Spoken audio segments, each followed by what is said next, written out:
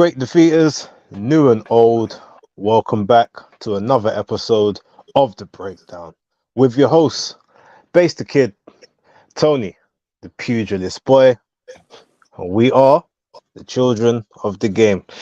Tony, how are you, man? How's your week been? Yeah, I'm doing pretty well, fella. We had an extended bank holiday weekend again. I'm getting used to this.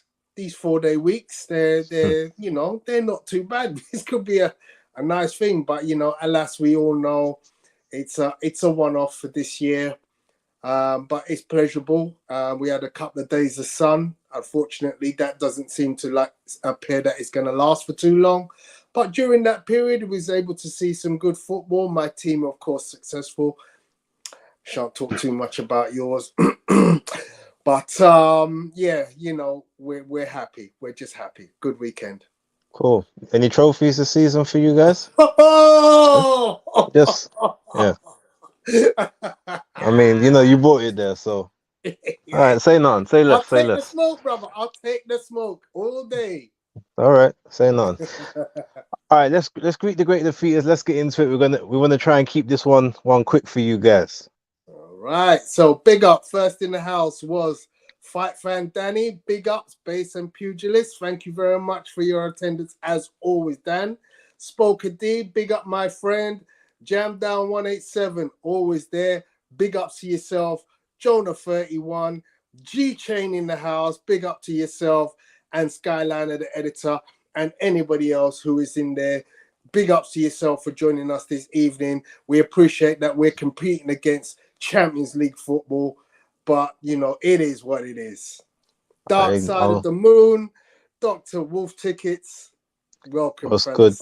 What's good, Pete? So it looks like there was a request here. The Skyline's Charcoal Man hit us with the guns. All right, there we go. See that? What's going on this show? Hey man, we gotta do what the fans want. Hey, they're great defeaters, loyal supporters. So give them what they asked for. Okay. All right. So let's go straight into it. As we're gonna start doing from now. I know you used to like to do everything chronologically, but it's always, I feel like it's best that we do like big event, do the little stuff, and then do the main event at the end. So you start with a banger or supposed banger talking point, and then you end with that. So I think that's how we're gonna do it. So we're gonna start off with Joshua Buatsi versus Pal Stepian. Tony, I'm gonna let you go on this one because a lot of people probably heard my thoughts already, even though I've not gone into a few details, but we'll go into that later on. Okay, so this was I've seen a lot of criticism for this particular bout. I'm not going to say too much about it. It is what it is. This was the coming out party. Obviously, Josh Buatsi hasn't fought since the Craig Richards fight. This was his opportunity, having moved across from the zone over to the boxer platform to show up and to show that he was in line to be put up there with the the big boys in the 175 division. Now, as it happens, he starts from a place of high ranking anyway. He effectively has a top 3 ranking in 2 out of the 4 governing bodies and fairly significant places in the others. So this was going to be, nothing less than and needed to be an impressive win, because he was fighting a guy who had nowhere near the kind of pedigree that he had. However, this appeared to be a fairly lackluster display from Josh from the get-go. But let's not discount it completely, because he was convincingly the winner in this fight. And it seems like we're coming across a trend here, where certain men now are coming out and just winning fights. Not trying to be flash, not trying to be sensational, not emptying the tank, not going for the big stoppage. They're just saying, you know what? I'm going to be content and just win the fight. And this is why, once again, Allah, a.k.a. Anthony Joshua against Franklin, we just saw a guy come out and just do what was necessary. And on the heels of what was a very entertaining bout by Ben Whittaker on the same night, you know, you kind of felt, well, he wasn't really entertaining, because Ben Whittaker was surely putting on the flash to the point that some were saying he overdid it. And here was the guy who was meant to be the main event underdoing it. So you couldn't really go like one way or the other. Where were we happy with the showboating and the overdoing it, or the underdoing it? So as I said, there was nothing really too technical to talk about. Josh did what he needed to do. He boxed well behind his jab. Listen, give respect to Pavel Stepian. Is it Pavel? And, you know, understand that, like Jermaine Franklin, this was an adequate opponent who had a very good record. You know, no big guns on his record, but what he had shown was that he was capable of hanging in with the big boys. You know, Josh Buatsi was able to catch him cleanly in several rounds. He outboxed him in most of the rounds, but he just didn't flinch. And what Stepian did very well was when he got caught, he moved his feet much quicker than Josh Buatsi. The thing that I noticed in this fight was Stepian's footwork was far superior to Josh's. Josh's footwork was just too slow. You know, he ambled around the ring without ever at any point moving his feet in a significant way to create angles and therefore to shut his man down into places where he could offload on him. At no point in time did Stepian end up in a corner. Not that I remember. He might have done the odd occasion here and there, but at no, you know, for sustained portion, did Stepian end up on the ropes or in a corner receiving blows from Josh Buatsi. And that was simply because he was able to consistently move away from power shots, yeah, and always find space in the ring where he could, you know, reset himself and then come back and start off, you know, action again from a position of offense rather than being on the back foot and being defensive. You know, not much more I can say on it. It was, to me, a lackluster display. I'm all in on Josh Buatsi, good friend of mine, very lovely guy. You know, I'd love to see him up his ante. You know, there's a lot of talk about, is the Virgil Hunter experiment working? I have to question it.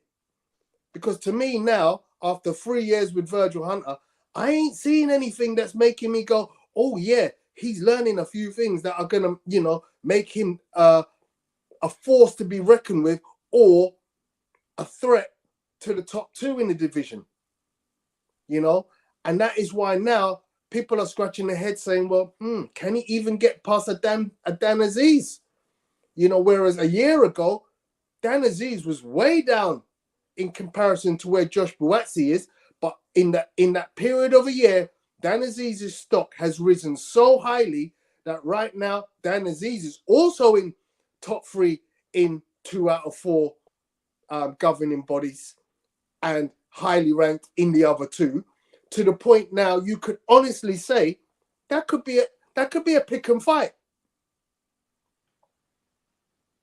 So that's my opinion.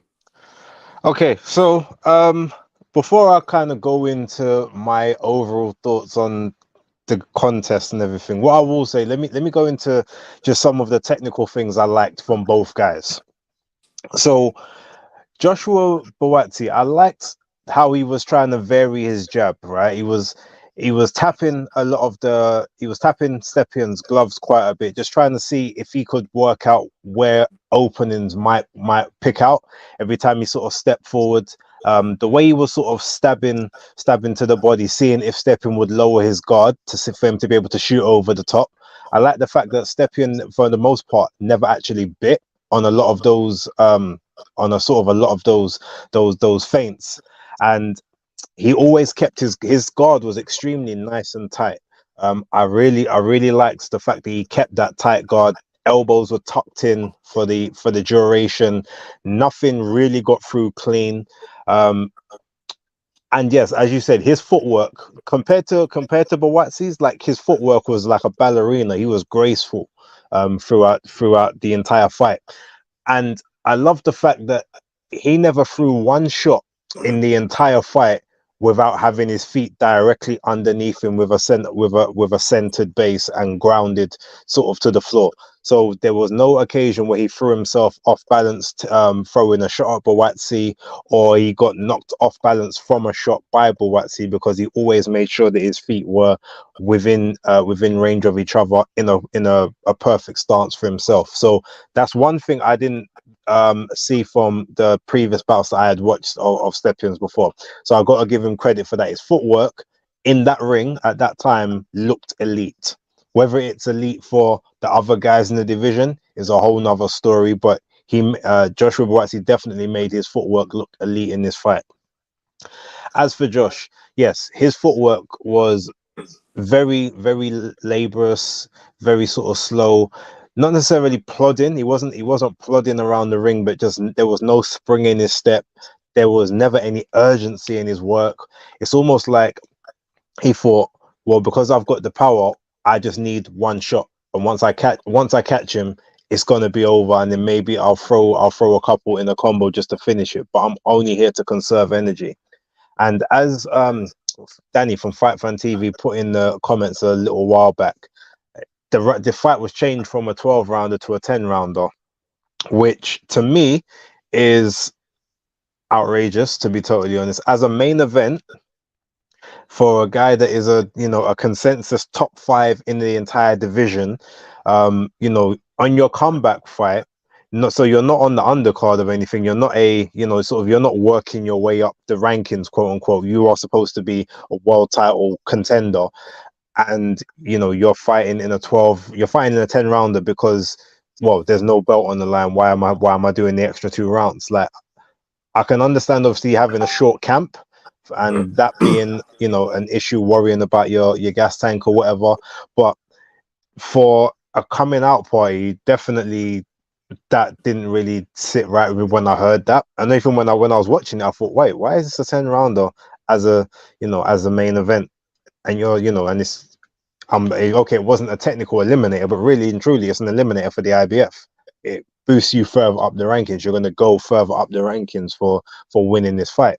So yeah, that just didn't really sort of sit right with me.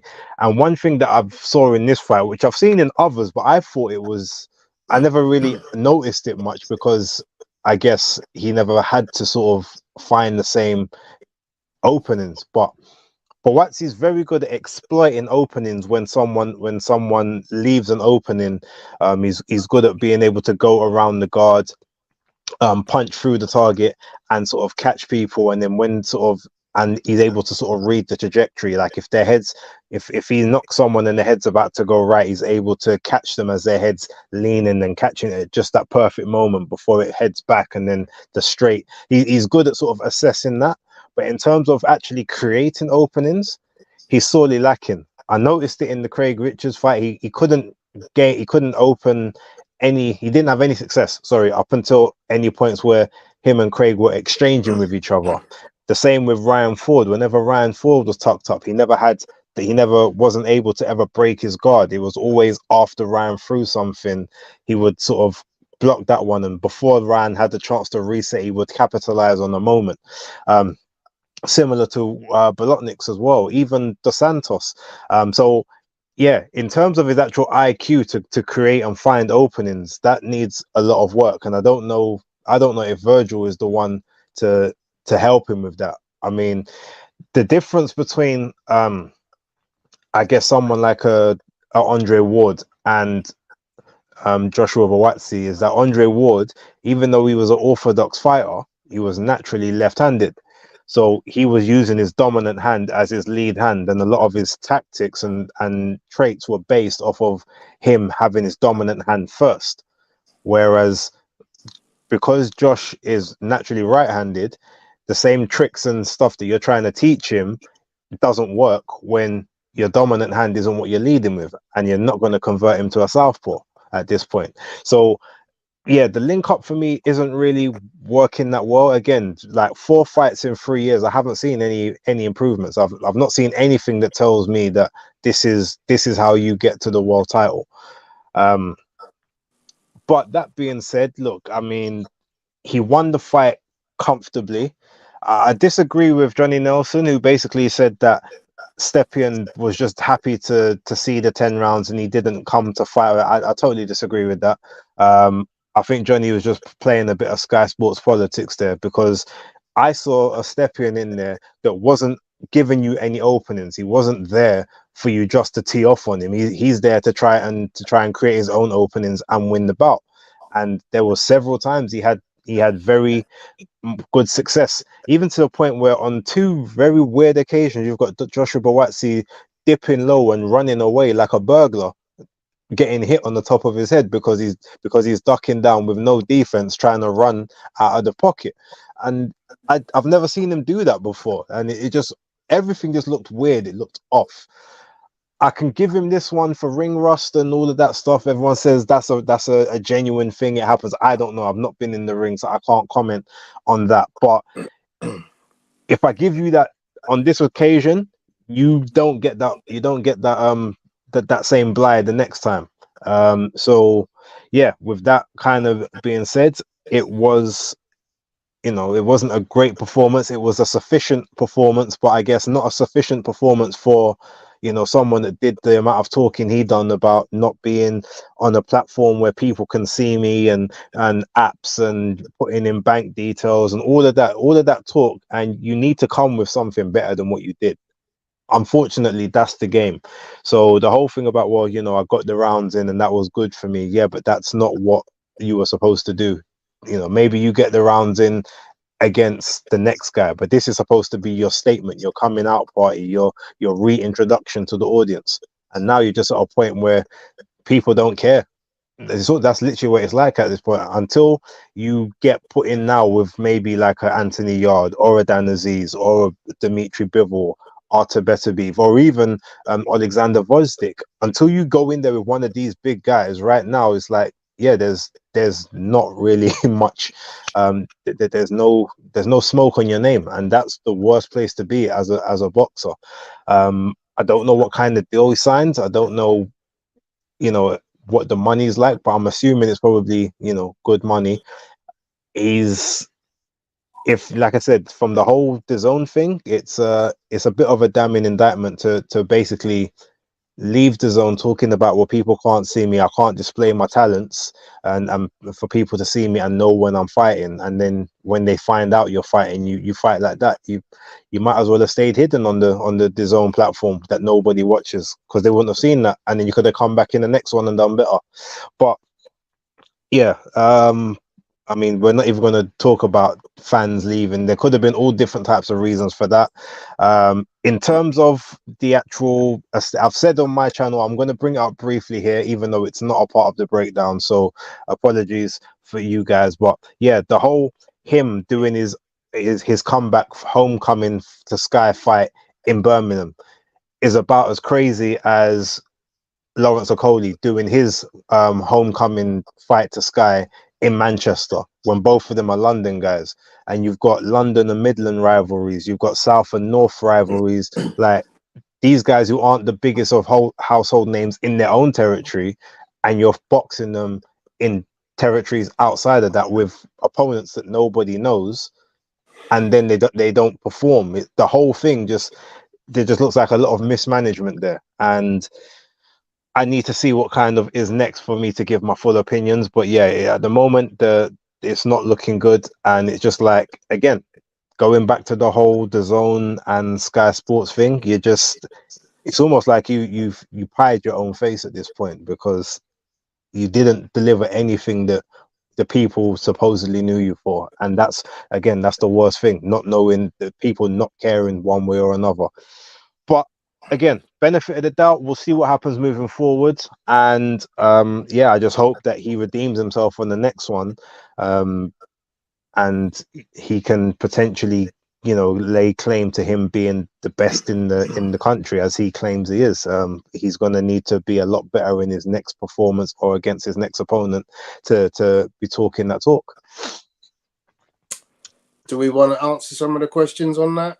Go briefly? for it. Okay, so didn't hear that, G-Chain. Did you hear Virgil Hill saying, "Why aren't you listening to me?" after Josh was ignoring his advice, instructions in the corner? I don't know what Virgil is doing. I didn't hear that, but if I did, it just gives me even more cause for concern, because he should by now not be having to say that in his corner. Okay. Fight fan Danny just confirming it's more likely that Aziz would be the next dance partner than Buatsi. Now, that actually is quite an interesting point, because as I mentioned, both those guys are ranked 2 and 3 respectively in 2 governing bodies, and quite highly in the other 2. So you're like literally saying, now, would Boxer be willing to put their B-side fighter against their B-side fighter? If you see what I'm saying, with Bivol and Beterbiev being the A-side. So to me, it's like, I'm not sure that's something they would want to do. Domestically, it makes absolute sense. It's a great domestic scrap. You obviously put it on at the O2. It fills up because you've got 2 Londoners, or you'd hope it would fill up, and you make a big card of that. However, I'm not sure they'd want to go down that route. The Yard fight is more interesting. However, it's so much harder to make. And I don't think Yard wants that. I really don't. He's had that chance. That door's been knocked on before. So, quite frankly, I ain't seen that fight happening anytime soon. I think, who I think I heard Ben Shalom mention this name. So I've got to assume they don't want to put Aziz with Buatsi yet, because they can see the value in Aziz. He's well liked, and they don't want to risk him losing just yet. Buatsi obviously needs another 1 or 2 fights to build his profile and redeem himself. I think Buatsi, the next fight they're going to get him is Lyndon Arthur. I heard him talking about Lyndon Arthur. So I think that's going to be where they're going to go. They're not going to go for anyone outside of the British public's recognition and knowledge. So I think Lyndon Arthur is going to be the name they try and tempt over. To answer to Jonah 31's question, that any of the British seem beat Vosdik, in my opinion, I think the only person style-wise, and I'm talking just style-wise here, that could potentially beat him is actually Craig Richards. And that's just because he's a similar height, but because he's economical, he can work angles and open various gaps where the other guys I feel are gonna fall short. And it's funny. It's good that he's actually gone to Vosdik, because that's who we're going to talk about next. If we're talking about light heavyweights who have been out of the ring for a while, yeah, he had a 6-rounder back in December against a nothing journeyman, but essentially he's been out of the ring for 3 years, and he did against Richard Balotniks what you're supposed to do, coming back and making a statement. You can see that there was a little rust in there. Timing wasn't perfect. It wasn't where he kind of needed it to be, but his jab was effective throughout the entire fight. He kept himself defensively responsible. Yes, he took a couple of shots here and there, but he never took anything heavy. He was always centered, always had his feet underneath him. He didn't load up on anything, didn't force any shots all the way through the pipe either. He kept a lot of his shots short to make sure that he could get his arms back to his face and his body to defend himself. And yeah, ultimately just broke his opponent down, found the right angles, opened up the guard on several occasions. The fact that he had someone in front of him that was willing to throw and trade obviously helped him out as well. So he didn't have to create too much of his own work, but his jab was just where it needed to be at all times. The backhand that he landed to split Richard Balotnik's eye in the 6th before taking him out on the ropes, all of that is that's what you do as a master tactician. That's what a world class nigh on elite level boxer is supposed to do in there to someone that's just a good serviceable guy within the division. And that's what it should have looked like between Buatsi and Stepian. So yeah, Vosdik 3 years out the ring, a nothing 6-rounder comeback, beats a very well ranked and well respected gatekeeper in the division within 6 rounds at high altitude as well. That's what you do. And yeah, was funny enough, I even said on Ring IQ's channel on Saturday that I guess the next best the test for Buatsi would have to be a Vosdik. You know, see if anything, you catch him now while he's still sort of getting back into the flow of things, and at the age of 36, that would be a credible name. That will show you where you're at. And he actually shut it down until an hour later. I sent him a tweet that came up whereby Eddie Hearn had said Vosdik's team are campaigning to have a final eliminator between him and Joshua Buatsi for WBA shot at Dimitri Bivol. And to me, it makes perfect sense. And and if that fight weren't to happen, especially after a potential eliminator was called, then we really see what Buatsi's heart is like in terms of world title challenges, because that is a very dangerous fight for him. I don't think it's as dangerous for Vosdik, to be honest. Like, he's been there, done that with better people, even in this advanced stage. Like I said, you see it just in the footwork, everything he done. If him and Buatsi were facing each other on Saturday, he cleans him up easily. In that particular, and I'm talking about just in those, if you look at those 2 fights side by side, he cleans him up easily, because everything that Buatsi wasn't able to do, he did quite effortlessly. And again, he got caught a couple times, so as long as he can take the shot, which it looks like he can, because even Beterbiev, took 11 rounds before he finally got to him. So he's clearly he can take damage, and he took some of the hardest shots from Adonis Stevenson as well. So he's definitely he's got a chin that's good enough to hold up. So yeah, that to me is a great little tester. What did you think of that fight? Yeah, I mean, it was a good fight. It was very early on in that card. I mean, it was interesting to see that card was fought to almost a completely empty stadium. But hey, Mexicans have been Mexicans. They support their people. Until the Mexican fighters started coming through the ropes, the Mexican people weren't really interested. But what I will say is, Vosdik is clearly a very strong fighter. But he's not impregnable, because Balotniks certainly, to me, was in that fight up until when it was stopped. It was an upping of the gears by Vodnik that caused the fight to be stopped in round 6. But round 5, I gave that to Balotniks. Balotniks was trying to reassess after the previous round and sort of came out with a vengeance. And to me, won round 5, and then Vodnik came back in round 6 and said, well, hang on a second, if you're going to do that, I'm going up a level. So it was up a gear, up again, up a gear. And clearly that last gear was just too much for Balotnik, and he obviously got busted up and was unable to continue because of the damage sustained to his face. But the fact that he's a good fighter, a very good, fundamental good boxer, obviously Olympic bronze medalist from the 2012 Olympics, is clear from his boxing style, but he can be hit, and it therefore makes a matchup with Buatsi very interesting, and one that I would love to see.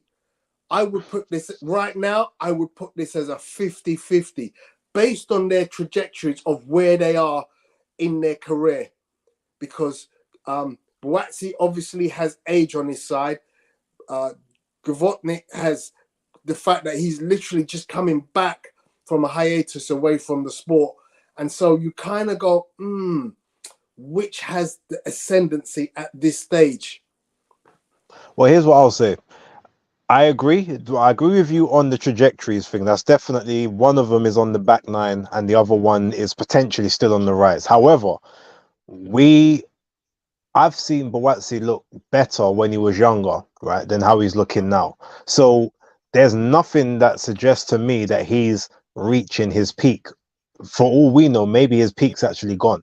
And I'm not saying that I'm not even trying to be rude. We don't know Mm, because I haven't seen a performance from him that I was really impressed by since probably the Paraban or the Conroy victory, the Liam Conroy victory. I haven't really seen one that I thought, yeah. Ryan Ford, no. Marco Chalic, I give him a lot of credit because Chalic was a really good fighter, but he got really hurt in that fight, which is what made the change to Virgil Hunter be necessary because fundamentally he just wasn't there. I mean, maybe the Blender the Santos fight you could say, but that overall that was very overmatched. He struggled. I mean, if you put his performance with Balotniks against Vozdik's performance with Balotniks, I mean, who handled him better? You know what I mean? So it's like when you look at it, you got to say, well, one of them is just showed that they are actually a clear level above where the others kind of competing. Now, um, in terms of in terms of the levels, you got to say 50-50 maybe an ascendancy, but again, like if you just look at how one dealt with their opponent after a layoff compared to the other dealing with his opponent after a layoff, and then you look at how they both performed against the same opponent, like even though Vosdik got hit a couple of times, but he was never out of control of the fight. He was never in a moment where, oh wow, like what's happening here? Like, I've got to shell up, I've got to get back into it. Whereas there was times in the fight with Buatsi where Balotniks was getting on top, like, or and it was just a case that Buatsi had to do some dark arts just to even get breathers. I swear we got a point deducted for low blows in that fight. So you can just tell that one of them stays in control and the other one almost takes shortcuts to get breathers. And you just have to I guess look at that and say at this point it's a very dangerous fight for one of them more so than the other, but I'd love to see it, and I'd go to it depending on where it was. I'd pay if I had to do a pay-per-view or whatever. I'd purchase the pay-per-view because there's a lot of intrigue in that for me. yeah, cool. But okay, let's I just move want on. to, so just very quickly want to address this point. So, Gvozdik is not even ranked in any top 10 currently. Obviously, the rankings haven't been updated from Saturday, but prior to Saturday, he's not in a top 10. And that's clearly the reason why, because he hasn't fought anybody in his return. An easy 6-rounder warm-up does not put you in a top 10. Yeah, I think though he's not referring to divisionals or rankings like that. He's basically saying talent-wise, he's the number 3 guy in the division. And to be honest, there's not Anthony Yard, there's not Craig Richards, Dan Aziz, Callum John Smith. Pascal, Michael Ifor. No, but in terms of we're talking about the number one skill levels and accomplishment Okay. wise, none of these guys have done what he's done, and him handling the guy the way he done. What they're basically saying is level wise, you'd Okay. have to say they're saying he's number 3. Okay. Obviously, that's now to be proven. But Yeah. skill from a general skill perspective and how we've seen him prior to his retirement and now coming out of it, he was always a top 3 guy. It was initially it was him, Beterbiev and Kovalev, and then it became Kovalev, Bivol, Beterbiev when he retired, and then it's Beterbiev, him, and then maybe Smith might have been third potentially, and now he's back. You drop Smith down until Smith can win something. But cool.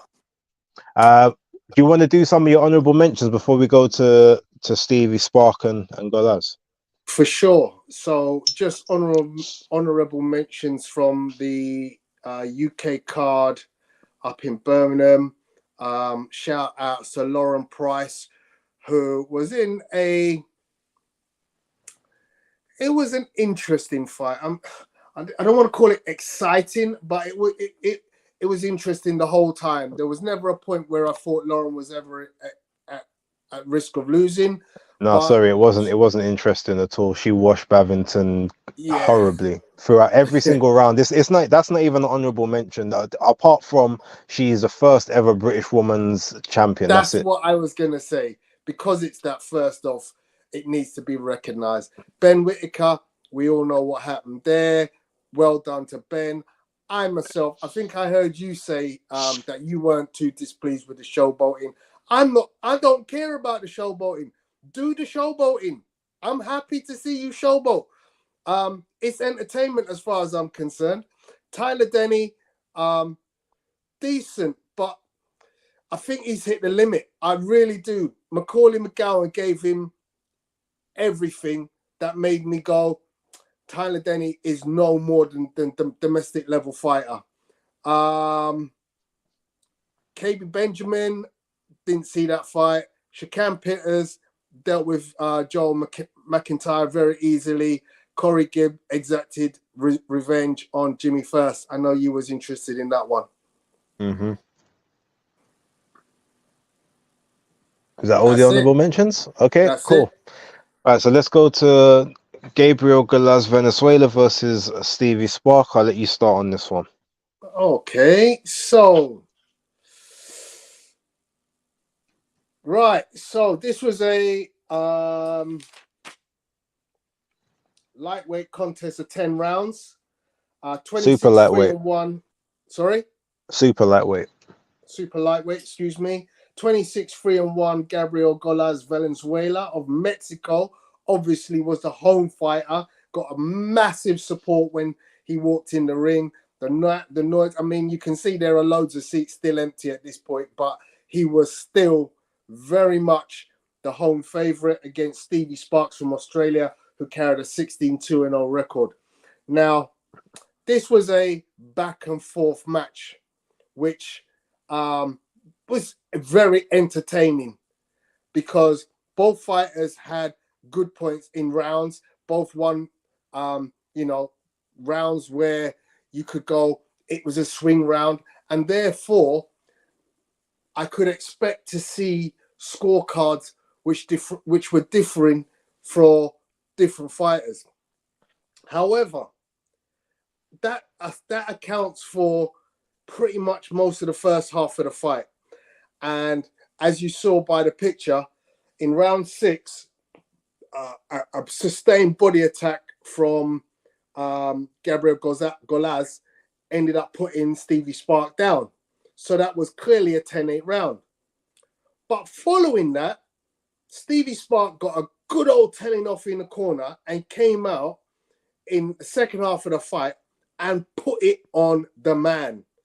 And when I say it was a different ball game in the second half of the fight, it was clearly to me that Stevie Spark just had too much for Gabriel Galaz Valenzuela. So I gave Stevie Spark pretty much all of the second half of the fight. But the first half was ebb and flow between the two. I'd split it. You could go, even if you gave Golaz, 5 out of 6 rounds, you could easily say there's a reason for a draw. There wouldn't have been because it was only a 10 rounder, so it would have been a 95-94. True that, especially, because you got the 10-8 round. But second half of that fight, as I said, for me, Stevie Spark controlled it. And bearing in mind that I gave him at least 2 of the first 5 rounds, to me, he wins the fight. But the decision went the way of the Mexican. The crowd went wild. They were overjoyed. Hometown decision. Very happy with that. And obviously, there's been uproar across the internet on this decision. Now, there's interesting backstory to this because initially there were 2 American judges the same judges that judged Canelo versus Ryder were supposed to judge Golaz versus Sparks. But unbeknownst to that, the Sparks team, they changed the 2 American judges to 2 Mexican judges. And so as a result, the Sparks team have now taken they're about to take some legal action, I believe, to try to reverse what was going on, because they see, somebody's obviously doing some shenanigans here. Team Sparks have made it clear that they're making a vociferous appeal against the decision, because it wasn't what they believed to be fair when you select two local judges to judge a fight between a Mexican and an Australian. Well, yeah, there's a little bit more to the story, but that's I'm not going to sort of really go into that. I don't think the people care too much. I agree with Smallsy. Look, I'm not really going to speak too much about the fight from a technical standpoint, because it was literally action-packed. Both guys threw punches and bunches. To me, Valenzuela was basically outgunned from round 3, and almost the 6th round, it's like he pulled his last stand out of the bag and managed to obviously drop Spark in that particular round. But I gave it 96-93. There was only 3 rounds that I could see for Valenzuela in the entire fight. And yeah, to me personally, it was a very easy fight to score. Even when Spark might have got hit in between a couple of his combos, he was still landing 3 and 4 shots to the 1 shot that Golaz was landing in response, and his shots were doing a lot more of the damage. You could see throughout the fight, Golaz was extremely uncomfortable. He was tiring, wobbling about the place as well. It just wasn't a hard fight to score. Even though there was a lot of competitive rounds, they weren't close. And that's what I think a lot of people look at when they say, "Oh, yeah, it was a close fight." No, it wasn't close. It was competitive, but only one guy was dominant in that fight, and it was Stevie Spark. So I do hope that they get some kind of whether they get an immediate rematch to run it back or something like that. To see if they can right the wrongs, or maybe get it changed to a no contest due to the agreement that was in place. And I do think the agreement was on paper with regards to having neutral officials, even though it wasn't a title fight like it was supposed to be. That's something I hope that they can at least square away. But yeah, Smallsy, I do agree with you. It was a robbery. At maximum to me, you can give Venezuela is 4 rounds, and that's being generous. Like, I gave him 3 throughout that entire fight. So yeah, unfortunately, Stevie Spark got the rough end of the stick on that one. Right, so let's move on to the main event of the night now. So which was Saul Canelo Alvarez versus John the Gorilla Ryder. Okay, so if we talk about I guess the breakdowns of both fighters. So you've got Canelo Alvarez, who is a textbook boxer puncher, a bit of a pressuring boxer puncher, but he's a counter puncher. He's a front foot counter puncher. He likes to wait for you to open up so that he can basically get his openings from what you're doing. You then have got the southpaw textbook pressure fighter in John Ryder, who basically his whole game plan is almost to swarm you, to sit on your chest, work on the inside, and use his superior size and strength normally from his opponent to just wear you down, kind of beat you into either a reclusive shell or into submission, and sort of get you having to work at his pace. And one thing that we see from John Ryder in these clips, as well as what you can see here, like, incredibly strong. There's never one moment in the fight where Canelo is able to actually push him back when they're close like that. You see Canelo obviously just biding his time, waiting. Yeah, he's getting caught with a couple shots, but nothing that he's worried about. But in terms of just that front foot pressure and just that overall power and strength, I reckon John Ryder has to be like top 3 in the division in terms of power. And strength, especially in the clinch and up close. And you can see Canelo is not trying to open up in any of those moments. But you got Canelo with sort of he's just a perfect punch picker. Every time that John got close to him, he found his way around John's guard, or he found his way to a little tight a tight hook on the inside, and obviously it was a light uppercut at the end of the second round, which destroyed Ryder's nose.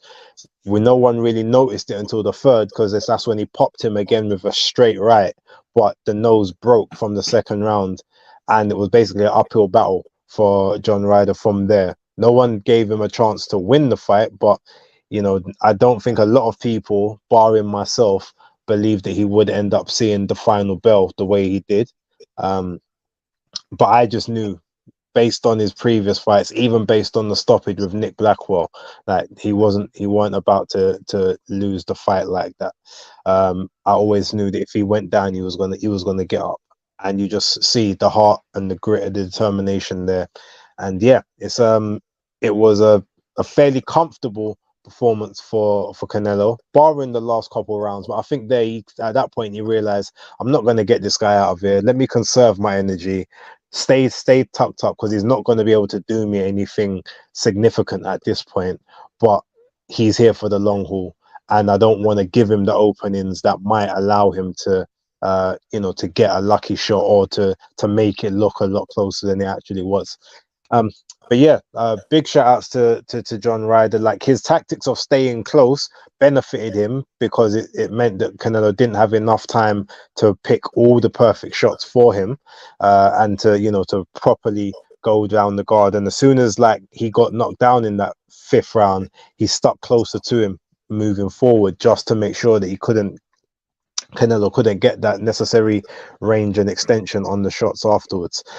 So yeah, it was a very serviceable, as a really good performance from Canelo for the first 8 to 9 rounds. After that, it was just a very workmanlike performance. He done his job, but he showed how you're supposed to win a unanimous decision and still have an entertaining fight. He dominated the fight, busted up his opponent, knocked his opponent down several times, and there's not one person that can say, "Oh, well, it went point, so it was a boring fight." It was a very entertaining fight throughout, and that's how you're supposed to. If you can't get the guy out of there, that's how you're supposed to deal with them. So let that be a lesson to other fighters. But what's your thoughts?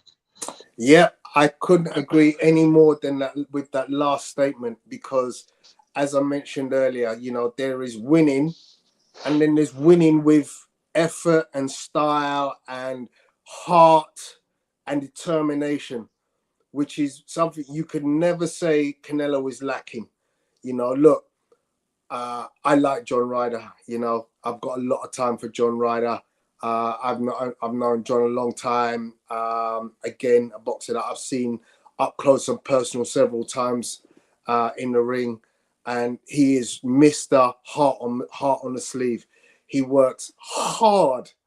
He works hard to put himself in a position, and I don't think there's a fighter who deserved the title shot more than John Ryder, because when I look at the resume, I actually say, you know what, the people who are boo-booing his career really ain't looking in between the lines and reading exactly who this guy has faced, the times that he's faced them, and the results that he's got in those fights. He's a hard-working blue blood fighter, and the thing that I want to give is kudos to John Ryder for going 12 rounds with Canelo. But further still, did you see the facial damage that he committed on Canelo Alvarez? Who else has done that? Even the great Dimitri Bivol beat Canelo, but he didn't inflict any damage on Canelo's face. To be fair, Canelo didn't have much damage. A lot of what was on his face was actually from Ryder. There was a couple pink patches where look at his fight. Look at his. I watched if you look at the post-fight, post-fight press conference, he looks a bit pink. But he's not busted up. I've got post-fight pictures of it. He doesn't look that bad. I've seen him worse. I mean, there's a lot of blood that obviously goes everywhere. It wasn't busted up, but what you could see was there was, welts. The eye was slightly swollen, and I'm gonna call it the way I saw it. John Ryder gave Canelo hell, but Canelo is Canelo, and let's give him props for what he does really well, which is negating the hard work and effort that John does with clinical boxing. You know, I know Ben Whitaker wants to call himself the surgeon, but if there's anybody who's really a surgeon in this sport, it's Canelo Alvarez. You know, his punch selection is superior. He basically doesn't waste a great deal of shot. Distance control is fantastic. Good footwork. Now, I want to talk about the footwork because to me, that's where he's declined. And there's been a lot of talk about is Canelo where he was a few years ago. Obviously now, what we at, 59 fights or 59 wins and 64 altogether with 9 64. unofficial fights that aren't even on his record. Right. He's been through a career and a bit of boxing, you know, at the top end. At the top end, you know, with a lot of his fights are world title fights. He's fought a lot of world champions. And you have to say, at some point in time, that's going to catch up with you. So where he hasn't, to me, slipped in his punch selection, where he has slipped, to me, is very slightly in his footwork. Because I feel like, you know, 5-10 years ago, the footwork was immense. The slipping of punches in some of his fights, you know, 5 years ago, it was masterful. I mean, as a defensive fighter, he wasn't getting hit. And his catch counters or his slip counters were phenomenal. Whereas John Ryder was able to catch him on a regular by employing a good strategy of,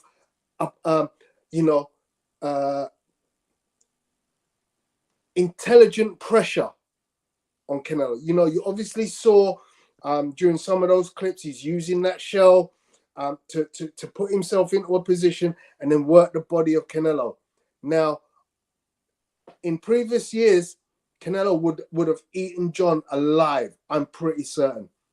With just, you know, moving around him, countering him, and not getting caught.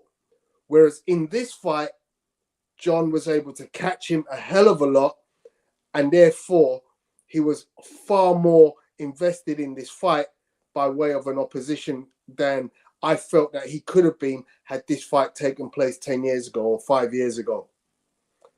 But as you said, this is still a master of a practitioner in Canelo Alvarez, the way he still was able to deal with the pressure, use the tools that he has.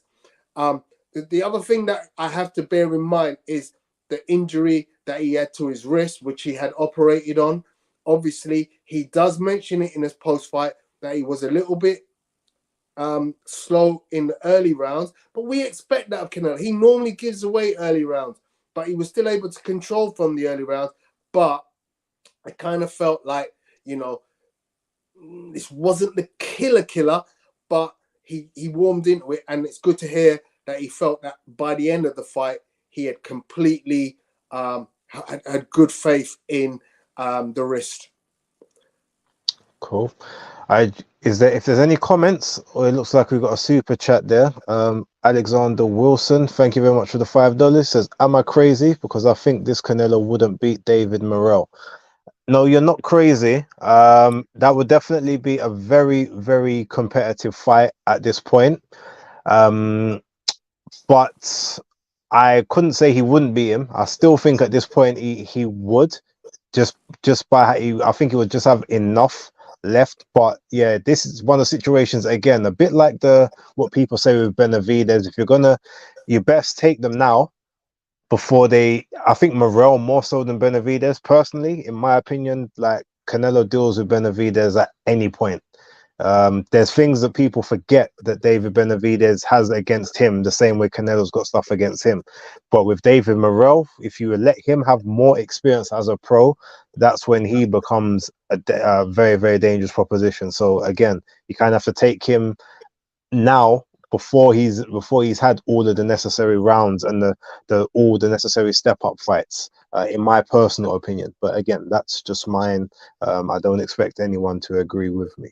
Do you want to answer that, Tony? much appreciation for your super chat, Alexander. We appreciate you, brother, very much. I'm yet to see the true best out of David Morrell because he hasn't faced anybody as yet in his short fledgling career that has given him anything to go. You know, he's had to dig deep. You know, he's pretty much put on a masterclass against anyone that's been in the ring with him. He looks superb. He's definitely one to watch. But until he comes up against adversity, I wouldn't put him in with Canelo Alvarez, or I wouldn't expect him to beat Canelo Alvarez, because I just think the seasoned fighter that Canelo Alvarez is shows me more than anything David Morrell has shown me in his short career so far. Okay. And with that, ladies and gentlemen, we've come to the end of the show. We kept it nice and light, under an hour. We're leaving on time. I want to say thank you to every single person who has joined us. We're going to do our normal ticker tapes. Tony, give them all your details. So, guys, you can find me on Instagram mainly, but also on Twitter at the Pugilist Boy. Instagram is Pugilistic Boy. I'm also on YouTube as Pugilist Boy. Lovely. And as you can see for me, you got BaseDaKID, the Hardcore Casual. That's my YouTube channel. Put a video up yesterday. There should be one up tomorrow. And then obviously you'll get the normal basis picks and weekend wraps and all other good stuff coming up throughout the rest of the week. Find me on Instagram, although I don't post anything boxing related on there except for potentially stories. So Twitter is the other place, B_A_S_E, or just type in BaseDaKID and I normally show up. Just check to make sure there's a okay. Bless up to Jam Down 187, Skyliner, and everyone else in the chat. We will catch you lot next week. So have a great week. And yeah, we will speak to you lot soon. Peace out. Take care, guys.